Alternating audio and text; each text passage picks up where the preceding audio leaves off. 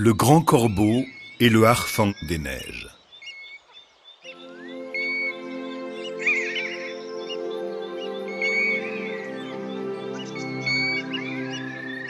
Autrefois, les oiseaux étaient blancs, tout blancs.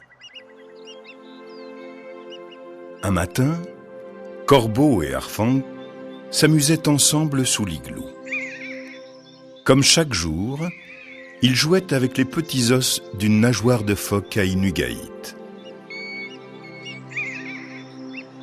Un jeu que les Inuits aiment beaucoup.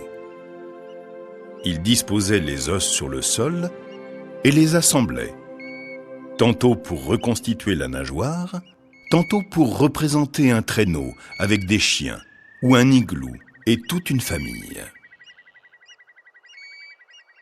Mais les deux amis se lassèrent et décidèrent de changer de jeu. « J'ai une idée. Si on jouait à se peindre le plumage ?» proposa Corbeau à Harfang. « Oh oui, ce serait très drôle. Mais comment faire ?» Dans leur igloo, bien sûr, ils n'avaient pas de peinture sous la main. Mais Corbeau et Harfang étaient des oiseaux très malins. Ils mélangèrent la suie de la lampe à huile avec du gras de phoque et obtinrent ainsi une sorte de peinture noire, très onctueuse. Ils la versèrent dans un petit récipient en pierre à savon. Leur nouveau jeu pouvait commencer.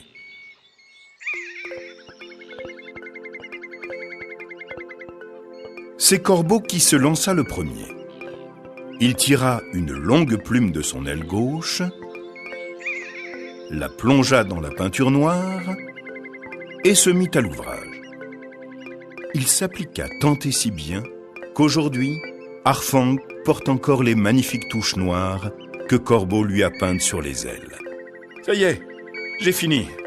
Tu peux maintenant te regarder dans la glace. »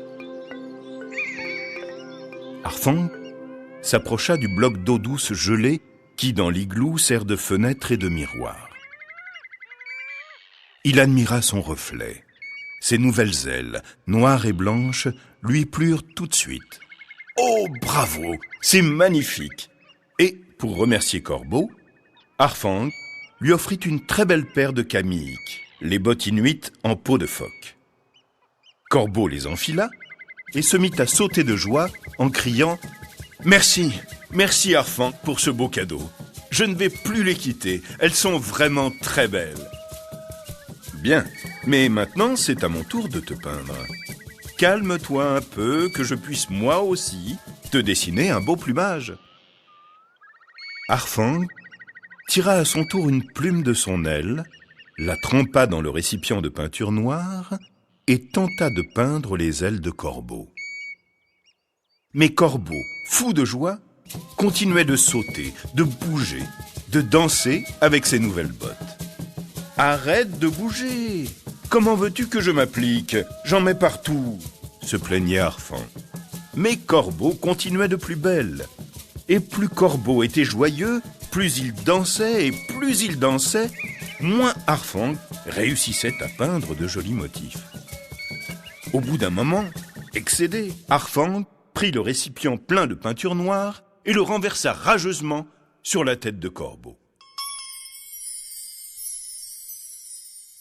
Depuis ce jour, les corbeaux sont noirs, tout noirs.